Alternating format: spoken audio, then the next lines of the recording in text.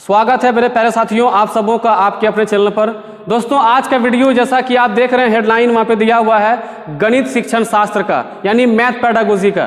दोस्तों आज का वीडियो आप पूरा देखें और पूरे जोश के साथ देखें कि आपकी तैयारी कितनी अच्छी है, क्योंकि आज का क्वेश्चन एक एक क्वेश्चन बहुत इंपॉर्टेंट है। और आप बताइए अंत में कि आपका कितना मार्क्स आ रहा है।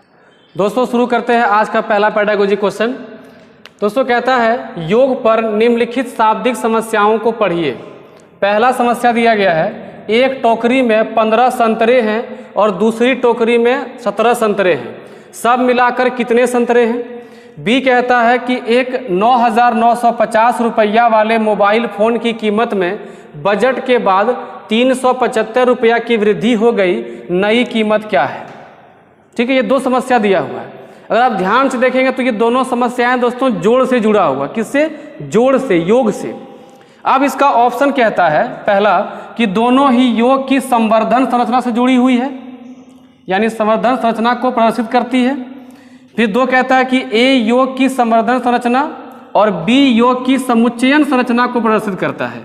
तो ऐसे ही तीन में कहता है कि ए जो है योग का समुच्चयन और बी का संवर्धन को दिखाता है, और डी कह रहा है कि दोनों ही योग का समुच्चयन को दिखाता है।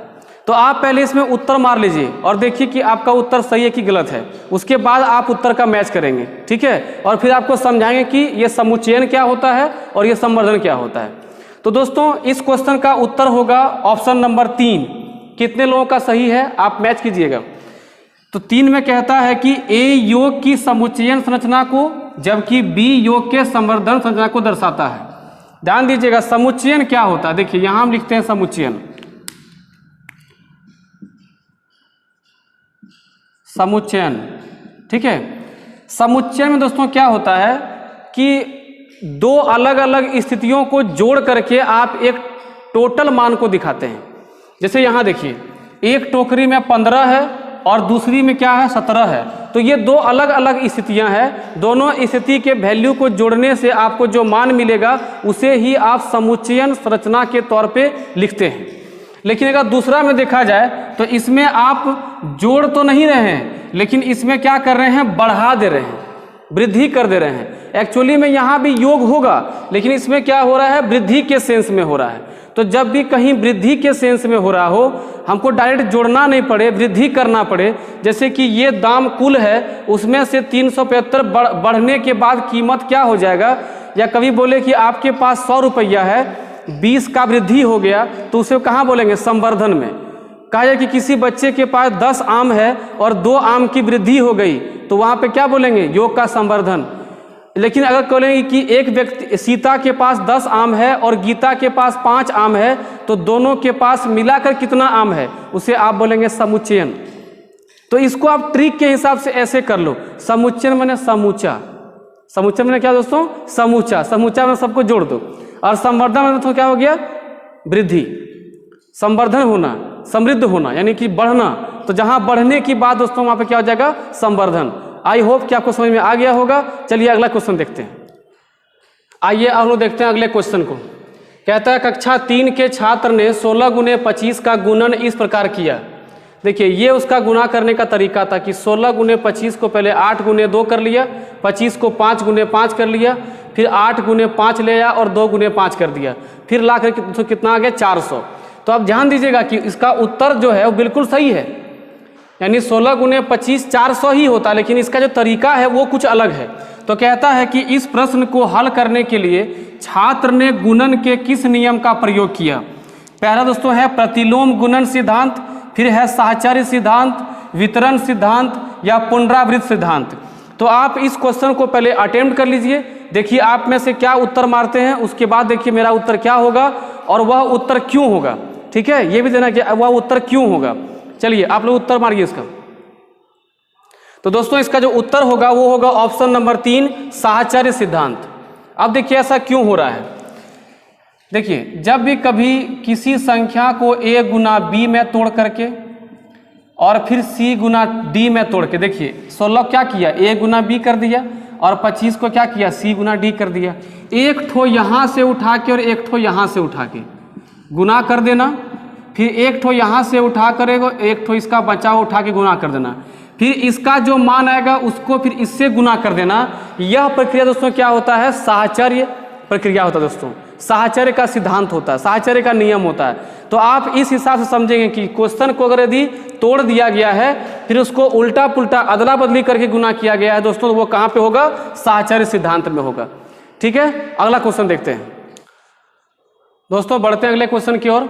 अगला क्वेश्चन दोस्तों कहता है संख्यांक और संख्या के विषय में निम्नलिखित में से कौन से, दोस्तों यहाँ पे कौन छूट गया, कौन से कथन सही हैं। तो कथन ए कहता है दोस्तों कि संख्यांक एक प्रतीक है यानी सिंबल है जिसे संख्या को प्रदर्शित करने के लिए प्रयोग किया जाता है।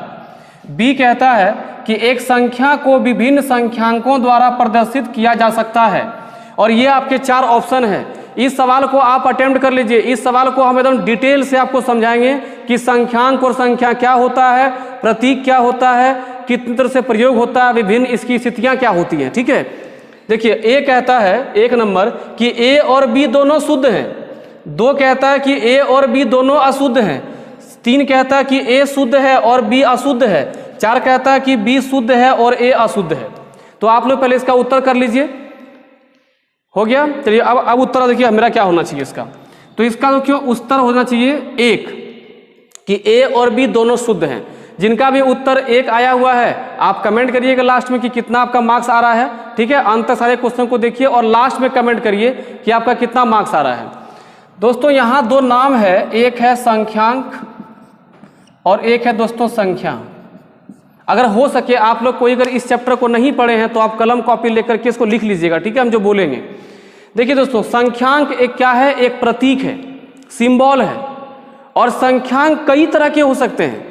जैसे कि देखिए आप लोग प्रतीक लिखते हैं 0 1 2 3। तो भाई हम लोग जो है अगर यदि ये हिंदू अरबी में होता है तो रोमन में क्या होता है 1 2 3। जापानीज में कुछ और ही होता होगा, चाइनीज में कुछ और ही होता होगा। अलग अलग भाषाओं में 2 3 4 को अलग अलग तरह से लिखा जाता होगा। यानी संख्यांक केवल और केवल क्या दोस्तों है, प्रतीक। क्या दोस्तों, प्रतीक। और उसका वो विभिन्न स्थिति में हो सकता है।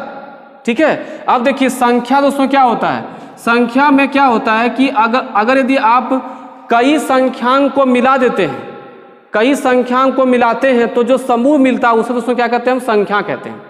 और एक संख्या में कई तरह के संख्यांक का प्रयोग हो सकता है। यानी किसी संख्या को दर्शाने के लिए अलग अलग संख्यांक भी हम दिखा सकते हैं। जैसे देखिए 10 को हम 1 और 0 से दिखा रहे हैं। 1 क्या है, संख्यांक है, 0 क्या है, संख्यांक है। यानी हम कह सकते हैं कि संख्या की सबसे छोटी इकाई जो होता है वो संख्यांक होता है। तो देखिए 1 भी संख्यांक, 0 भी संख्यांक। क्यों भाई 10 को हम ऐसे नहीं दिखा सकते हैं, बिल्कुल दिखा सकते हैं। 20 आप ऐसे लिखते हैं तो क्या हम 20 को ऐसे नहीं लिख सकते, बिल्कुल लिख सकते हैं। 15 को आप ऐसे लिखते हैं तो क्या 15 को हम ऐसे नहीं लिख सकते, बिल्कुल लिख सकते हैं। तो आप देख रहे हैं कि एक संख्या को विभिन्न संख्यांकों द्वारा हम दर्शा सकते हैं। और संख्यांक भी विभिन्न प्रकार के होते हैं। और संख्यांक संख्या की सबसे छोटी इकाई होती है। ये सारी बातें आप लिख लीजिएगा। तो आप बताइए कि संख्यांक एक प्रतीक है, बिल्कुल सही। संख्या को प्रदर्शित करने के लिए इसका प्रयोग किया जाता है, बिल्कुल सही। देखिए संख्या को प्रदर्शित करने के लिए संख्यांक का प्रयोग किया गया है। एक संख्या को विभिन्न संख्यांकों द्वारा प्रदर्शित किया जा सकता है। एक संख्या को विभिन्न संख्यांकों द्वारा प्रदर्शित किया जा सकता है, आप देख रहे हैं। तो इसलिए इसका ऑप्शन ए और बी ये दोनों कथन सही है। इसलिए इसका उत्तर क्या दोस्तों हो गया, ऑप्शन नंबर 1। क्लियर है, एकदम क्लियर क्लियर, कहीं कोई दिक्कत नहीं किसी को भी। चलिए अगला क्वेश्चन देखते हैं। आइए दोस्तों अगले क्वेश्चन को देखते हैं। कहता है निम्नलिखित में से कौन सा गणितीय प्रक्रम नहीं है। दोस्तों प्रक्रम माने होता है प्रोसेस, यानी कि जब आप मैथ को पढ़ते हैं तो उसमें कौन सा गणितीय प्रोसेस नहीं है। ध्यान दीजिएगा, आकलन करना माने दोस्तों कैलकुलेशन करके आप बताना कि भाई इसका उत्तर क्या आएगा, ये बिल्कुल होता है मैथ में। पक्षांतरण करना यानी कि उसके प्रोसेस को फॉलो करना, जैसे कि ऊपर से नीचे की ओर क्रमवार आप सवालों को सॉल्व करते हैं। फिर दोस्तों तो क्या है, मानस दर्शन। जब तक आप सवाल को देखिएगा नहीं तो आप समझ कैसे पाइएगा। तो मानस दर्शन भी बहुत जरूरी है। गणित में क्या है दोस्तों कि जब तक आप सवालों को देखते नहीं हैं तो आपको समझ थोड़ा कम आता है। जैसे कोई आपको फ़ोन कर दिया कि हेलो एगो परसेंटेज का क्वेश्चन है, लीजिए एक आदमी ने 400 रुपये लिया, उसका 20% जो है वो गवा दिया, कितना बचा? तो आप क्या करते हैं, कोई कोई क्वेश्चन सुन के समझ नहीं पाते हैं, तो क्वेश्चन गणित में दोस्तों क्या है कि गणित में क्वेश्चन को देखना अनिवार्य है, ठीक है।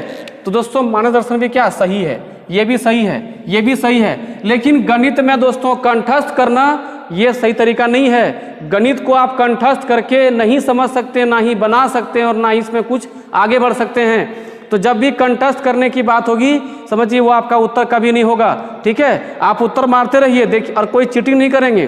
अंतिम में आप सब कोई जो है मार्क्स बताएंगे कि कितना कितना मार्क्स आ रहा है, ठीक है। अगला क्वेश्चन दोस्तों, बढ़ते हम लोग अगले क्वेश्चन की ओर। कहता है प्राथमिक स्तर पर विद्यार्थियों के गणित अधिगम का मूल्यांकन करने के लिए निम्नलिखित में से कौन सी प्रभावशाली योजना नहीं है? ध्यान दीजिए दोस्तों, यहाँ पर क्या है, नहीं है, ठीक है। जरा हम चेंज कर ले मार्कर, इसको आप क्या ढूंढना दोस्तों, नेगेटिव ढूंढना है, नहीं है ढूंढना है। देखिए पहला कहता है मुख्यतः समूह संचालित कार्यों का प्रयोग किया जाए। फिर कहता है कि ऐसे कार्यों की अभिकल्पना की जाए कि यंत्रवत रटने और संकल्पना समझ में अंतर किया जाए। फिर कहता है विद्यार्थियों की त्रुटियों को जानकर उनके तर्क का विश्लेषण किया जाए। और चौथा है ऐसे कार्यों की अभिकल्पना की जाए जिनमें एक से अधिक उत्तर प्राप्त हो सके। पहले आप उत्तर मार लीजिए, फिर आपको उत्तर हम समझाते हैं और क्यों होगा वो उत्तर, वो भी आपको कारण देते हैं, ठीक है। दोस्तों इसका उत्तर होगा ऑप्शन नंबर ए, ठीक है। अब देखिए ऐसा क्यों होगा, पहले दो को समझते हैं। कहता है ऐसे कार्यों की अभिकल्पना की जाए कि यंत्रवत रटने और संकल्पना समझ में अंतर किया जाए। दोस्तों आपको शुरू से हम समझाते आ रहे हैं कि गणित में रटने की प्रक्रिया सही नहीं है, आप रट नहीं सकते गणित को। तो वही कहता है कि आप ऐसे कार्य को दिया जाए, ऐसे कार्य का माहौल बनाया जाए कि बच्चा रटने पर ना जा करके जो असंकल्पना है, यानी जो कॉन्सेप्ट है उसको समझने में, कि रटने में और समझने में क्या डिफरेंस है ये बच्चा को समझ आ जाए, ताकि वह बच्चा जो है समझ करके मैथ को सीखे। तो ये बहुत अच्छा प्रोसेस है, ये होना चाहिए। फिर कहते हैं दोस्तों क्या, विद्यार्थियों की त्रुटियों को जानकर उनके तर्क का विश्लेषण किया जाए। देखिए ये जो है आपका समस्या समाधान विधि में आप ये पढ़ेंगे, समस्या समाधान जब करना होगा किसी विद्यार्थी का, कि कोई गणित में बहुत कमजोर विद्यार्थी है तो उसमें क्या करना है आपको। तो देखिए क्या करना है, विद्यार्थियों के त्रुटियों को जानना है और उसको तर्कपूर्ण विश्लेषण किया जाए कि क्यों भाई ये गलती हो रहा है, आपको कैसे ठीक करना चाहिए, आपको कैसे सवाल को हल करना चाहिए, आपको सिखाना होगा। फिर 4 में कहता है कि ऐसे कार्यों की अभिकल्पना की जाए जिनमें एक से अधिक उत्तर प्राप्त हो सके। दोस्तों ये आपका जुड़ा हुआ है ओपन एंडेड क्वेश्चन से, यानी खुला अंत वाला क्वेश्चन। देखिए अगर आप खुला अंत वाला क्वेश्चन करवाते हैं बच्चों से तो उसका दिमाग और खुलेगा कि भाई एक ही क्वेश्चन के कई उत्तर हम बोल सकते हैं। जैसे कि किन दो संख्याओं को जोड़ें कि 12 आ जाए, तो 6 और 6, 8 और 4, 10 और 2, ठीक है, 7 और 5। तो ऐसे वो जोड़ के आपको बता पाएगा, 3 और 9। तो क्या करेगा कि उसका दिमाग थोड़ा सा ब्रॉड होगा, यानी वो बड़ा सोच पाएगा, एक ही सवाल के, एक ही समस्या के वो कई हल को ढूंढ पाएंगे। और जब यह स्थिति आएगी ना, वह बच्चा काफ़ी तेज हो जाएगा, समझदार हो जाएगा, उसके मानसिक तार्किक क्षमता काफ़ी ऊंचा हो जाएगा। तो ये तीनों के तीनों सही है। ऑप्शन नंबर देखिए दोस्तों, ए को गलत करने का एक और तरीका है, वो सिखा रहे हैं, उसको कहीं लिख के रख लीजिएगा।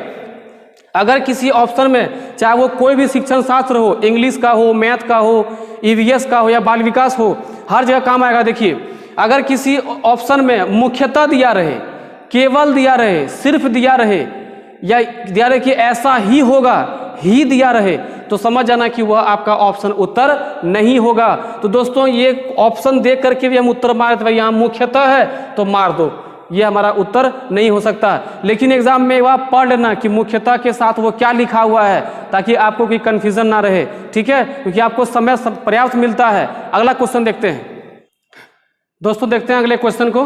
कहता है गणितीय अध्ययन को प्रभावी बनाने के लिए निम्न में से कौन सी विशेषताएं नहीं है। ध्यान दीजिएगा, फिर यहाँ पर क्या दोस्तों नहीं है। तो पहला ऑप्शन है प्रतिदिन के अनुभवों के साथ संबंध स्थापित करना, बिल्कुल सही है ये।